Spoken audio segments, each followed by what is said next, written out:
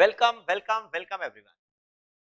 Today we are taking a session for students appearing in December examination. There is hardly any time left, only 25 days left for examination.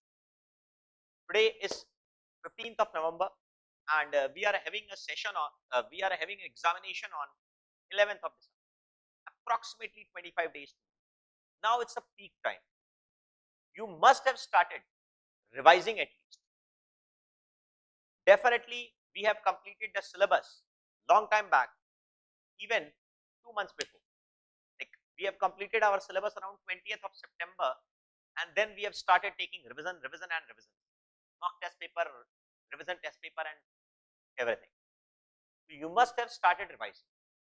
So how should you approach these last 25 days? As usual, all the steps I have already discussed. Revise. Don't start anything new. 2-3 points you need to consider. First, do not start any new chapter which you have left early. It's not the time to start a fresh new chapter. No, not at all. जो भी chapter आपका पढ़ा हुआ है वही चीज को revise करें. रिवाइज कैसे करेंगे? वही चीजें, वापस से वही चीजें. पहले अपने YouTube के वीडियोस को देखिए, रिवीजन वीडियोस को, और फिर अपनी बुक और कॉपी से रिवाइज करिए. Definitely there is no other shortcuts at all. कोई और इसका शॉर्टकट नहीं. बस रिवाइज करते समय कुछ चीजें ये ध्यान रखिएगा कि रोज हर सब्जेक्ट का रिवीजन होना चाहिए. ऐसा मत करिए कि लास्ट 25 डेज में 4 सब्जेक्ट को आपने डिवाइड कर लिया 6-6 दिन. No, not at all. Keep every subject on a daily basis. दूसरी बात, रिवाइज करते समय जो मैंने आपको बताया कि जब आप रिवाइज करेंगे तो क्या चीज को रिवाइज करें. जो चीज आपका स्ट्रांग है वो चीज और स्ट्रांग करना है, और जो चीज वीक है उसको क्या वापस से पढ़ना है, पूरी चीज को वापस से.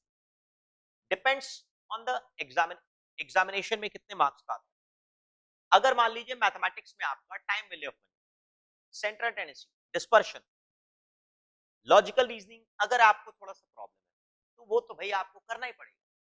बट अगर मान लीजिए आपका सेट थ्योरी थोड़ा सा परेशानी, नॉन मैथ्स के स्टूडेंट, स्किप कर दिया. और क्या, जी जान लगाकर पढ़ाई करना है. अभी आप कोई नया चीज को स्टार्ट नहीं कर सकते, उतना टाइम आप इन्वेस्ट नहीं कर सकते कि आपको नया चीज शुरुआत से वापस पढ़ना है. No, you don't have the time, you don't have the liberty now. अभी आप नहीं कर सकते. और उसके अलावा अभी आपको प्रैक्टिस कैसे करना है, how should you practice. Practice अभी कैसे करें, स्पेशली अकाउंट्स और मैथ्स. जैसा कि मैं शुरुआत में भी आपको बोला था कि अकाउंट्स में आप प्रैक्टिस कैसे करें. हर चैप्टर से कम मिनिमम 2 सवाल तो मिनिमम आपको करने. अगर उसमें जैसे कंसाइनमेंट अगर मैं बात करूं तो इनवॉइस प्राइस मेथड का सवाल आपको मिनिमम 2 सवाल आपको मिनिमम करना है. प्रैक्टिस पूरा कंप्लीट आपको 2-2 सवाल हर चैप्टर से अकाउंट्स में. मैथमेटिक्स में 2 सवाल करने से नहीं होगा. मैथमेटिक्स में हर टॉपिक के ऊपर कम से कम 2-2 सवाल आपको मिनिमम करना है. कौन से सवाल करेंगे? जो आपके मैथ्स की बुक में बोल्ड करके दिया हुआ है वो थोड़े से ज्यादा ध्यान दीजिए. प्रोसीजर्स पर, फॉर्मूलाज पर, स्टेप्स पर ज्यादा ध्यान दीजिए rather than on the problems. Law में पॉइंट्स जी जान लगाकर वापस से रिवाइज करना है, और इस तरह से रिवाइज करना है कि आप अगर एग्जामिनेशन में लिखना चाहें तो आसानी से लिख सके. मतलब बुक खोले बिना आपको बस टॉपिक का हेडिंग पढ़ा और अपने मन में याद आ गए points. Okay, these were the points. इस लेवल पर रिवीजन. इकोनॉमिक्स में अब it's the time now to start solving the past exam questions. Yes, economics में अभी आपके पास अब समय आया जहां पर आप पास्ट एग्जामिनेशन क्वेश्चन सॉल्व करना शुरू करना होगा. खास करके जो चैप्टर बहुत इंपॉर्टेंट है जैसे markets, business cycles, market chapter और demand and supply equilibrium, business cycles. उसके अलावा इंट्रोडक्शन टू बीसीपी, वो चैप्टर के पास्ट एग्जाम क्वेश्चंस भी आपको सॉल्व करना. जिन चैप्टर के ज्यादा मार्क्स है जैसे मैथ्स में time value of money, statistics का central tendency, dispersion, logical reasoning पूरा, टाइम वैल्यू ऑफ मनी, ये सबको तो पास्ट एग्जाम क्वेश्चंस भी जो आपको बुक दिया हुआ अलग से उससे भी सॉल्व करना. मैथ्स में और इकोनॉमिक्स में भी introduction, market demand and supply equilibrium, business cycles, इसका ऑल पास्ट एग्जाम क्वेश्चंस भी आपको सॉल्व करना. क्योंकि ये ज्यादा मार्क्स। इसके अलावा अभी you should not be worried about कि आप मॉक टेस्ट पेपर दे पा रहे हैं कि नहीं दे पा रहे हैं। Technically that does not matter, that does not matter at all whether you are able to give mock test paper और not. It actually does not matter, एकदम मैटर नहीं। व्हाट मैटर्स इज तुम कितना रिवाइज किए, वो ज्यादा matter करता rather than कितना मॉक टेस्ट दे रहे हो, क्योंकि मॉक टेस्ट उन्होंने ऑलरेडी दे दिया है। 100 से ज्यादा मॉक टेस्ट आपने दिया होगा अगर ईमानदारी से किया हो तो। हर चैप्टर का मॉक टेस्ट आपने दिया होगा। We have taken more than 100 mock tests. We have given a separate test series का book. You must have given everything earlier. But अब मॉक टेस्ट पेपर जो इंस्टीट्यूट पब्लिश कर रहा है, अब उसका टाइम नहीं है। अब आपको practice practice and more practice. Law में खास करके केस स्टडीज को लिखने का कोशिश करिए, केस स्टडीज को समझने का कोशिश करिए। बहुत ज्यादा स्ट्रेस मत दीजिए लॉ में केस स्टडीज, थ्योरी पर स्ट्रेस दीजिए, पर केस स्टडीज को कैसे लिखना है, कौन सा केस स्टडी किसमें आ रहा है, ये थोड़ा सा ध्यान देना, हल्का फुल्का ध्यान जरूर, इसमें कोई शक नहीं। English part, oh my God unbelievable, English part को तुम छोड़ ही नहीं सकते, उससे बेटर तो कोई पार्ट ही नहीं। इंग्लिश पार्ट आपको जितना ज्यादा एफर्ट दोगे उतना ज्यादा आपका बेनिफिट। इंग्लिश पार्ट में there is nothing, nothing at all, कुछ भी तो नहीं है। Report writing, article writing, my god, उसके बाद में लेटर राइटिंग, रिज्यूम राइटिंग, इनका एक स्टैंडर्ड फॉर्मेट है। रिज्यूम राइटिंग, लेटर राइटिंग का, मीटिंग्स का एजेंडा बनाने का एक स्टैंडर्ड फॉर्मेट है, कुछ है नहीं। उस स्टैंडर्ड फॉर्मेट को जी जान लगाकर अच्छी तरह से याद कर, लेटर लिखने का, मेमो लिखने का, ऑफिशियल रिपोर्ट्स लिखने का स्टैंडर्ड फॉर्मेट है, उस फॉर्मेट को याद कर लीजिए, फिर आपके लिए कोई प्रॉब्लम है ही नहीं, कोई दिक्कत नहीं। आपको अब नया चैप्टर तो 2-3 बार वापस से न्यू सब्जेक्ट, न्यू चैप्टर को स्टार्ट नहीं करना। इंग्लिश पर जी जान लगा के ध्यान देना।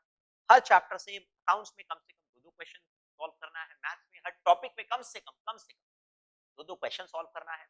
जो इंपॉर्टेंट ज्यादा मार्क्स के क्वेश्चन, ज्यादा मार्क्स के चैप्टर है मैथ्स और इकोनॉमिक्स, उनका पास्ट एग्जाम क्वेश्चंस को भी सॉल्व करना है। मॉक टेस्ट जो इंस्टीट्यूट दे रहा है, कर भी सकते हो, नहीं भी कर सकते हो, अननेसेसरी स्ट्रेस मत लीजिएगा। बस यही छोटी मोटी बातें हैं। This is what you have to follow in the last 25 days, nothing else.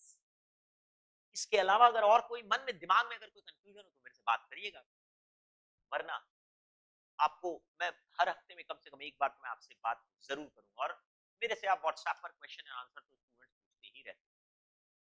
All the best all of you. अच्छा, एक चीज और, मैथमेटिक्स में टाइम को मैनेज करना इज स्लाइटली डिफिकल्ट, मैथ्स और इकोनॉमिक्स दोनों में। Be on the realistic side. Non maths के स्टूडेंट बी रेडी दैट आप 80 मार्क्स से 85 मार्क्स का अटेम्प्ट करें। नॉन मैथ्स के स्टूडेंट 80 से 85, और मैथ्स बैकग्राउंड जिनका था वो लोग 90 से 90। ये रियलिस्टिक टारगेट अज्यूम करके रखें। Don't unnecessary think that you will be able to go for 100 marks, बिल्कुल ऐसा बिल्कुल मत सोचिएगा, अनरियलिस्टिक एक्सपेक्टेशन। और एक बात, be ready for surprises in exam, be ready. 5% से 10%, मिनिमम 5% पक्का, मैक्सिमम हायर साइड में 10%। 5 से 10 मार्क्स का टॉपिक हमेशा out of context, out of discussion आता है, आउट ऑफ सिलेबस नहीं बोलना चाहिए, अलग तरह का चीज आता है। बी रेडी, और वो ज्यादातर शुरुआत में आता है। सबसे पहला जो क्वेश्चन होता है वहां पर एकदम entirely, oh my God unbelievable, first page देखा आपने, घबरा जाओ। नो, 5 to 10% रेडी रहिएगा, नया चीज आएगा, इसका कोई उपाय नहीं है। कंसेप्ट्स होंगे परंतु क्वेश्चंस उस तरह के एग्जैक्टली नहीं होंगे जो आपने किया। बाकी 90 से 95% पक्का मैं बोल रहा हूं, हमारे क्लास में जो पढ़ा उसी में से आएगा, हमारी बुक में से ही आएगा, कि और उसके अलावा आने का स्कोप ही नहीं। आपको 5% के लिए रियलिस्टिक टारगेट रखना होगा, 5 से 10%, बाकी 90-95% में कोई टेंशन नहीं, एकदम बिंदास आप preparation. Okay, now I will be talking about how to study for long hours. There is no hard and fast rule that you can follow for studying for long hours. The only rule is you have to be determined now कि मेरे को लंबे समय तक पढ़ना है, मेरे को स्कोर अच्छा करना है examination, I have to do something, तभी आप ज्यादा समय तक पढ़ सकते हैं। अगर आप सोचते हैं कि ज्यादा कॉफी पीकर, ज्यादा चाय पीकर हम ज्यादा देर तक पढ़ेंगे, ज्यादा देर पढ़ना is not important, come time पढ़िए, बट अगर फोकस स्टडी करेंगे, सोशल मीडिया से थोड़ा दूर रहकर स्टडी करेंगे, अपने आप ही आपकी प्रोडक्टिविटी बढ़ जाएगी। आप 12 आवर्स पढ़ रहे हैं ऑन अ मोबाइल फोन, आप रिवीजन कर रहे हैं 12 hours on a mobile phone, and अगर आप 6 आवर्स ऑन लैपटॉप रिवीजन कर रहे हैं, almost same, almost same, yes, एकदम सेम है। आप मोबाइल में आपका एक कंसंट्रेशन लेवल कम, लैपटॉप में आपका कंसंट्रेशन लेवल ज्यादा। अगर आप अपने मोबाइल फोन को दूर रखेंगे, मैसेजेस को, नोटिफिकेशंस को दूर रखेंगे, अपने आप ही आपकी प्रोडक्टिविटी बढ़ जाएगी। तो लॉन्ग आवर्स पढ़ना इज नॉट इंपॉर्टेंट, कितना प्रोडक्टिवली पढ़ते हो that is more important than studying for long. Obviously, you have to be focused. Yes, these are all transient. What is permanent is my preparation, my skill, my knowledge. That is permanent. And all these notifications, social media are transient. They will come and go. They will come and go. I don't want to spoil my life for all this. तो कितना पढ़ते हो वो important है, कितना देर पढ़ते हो वो इंपॉर्टेंट है। Quality is more important than quantity. Please do not focus कि मेरे को 12 घंटा, 14 घंटा, 16 घंटा पढ़ना है, नहीं, इससे नहीं। क्वालिटी टाइम इन्वेस्ट करना, क्वालिटी इन्वेस्ट करना, that is more important than studying for long hours. Do not count number of hours, count productivity.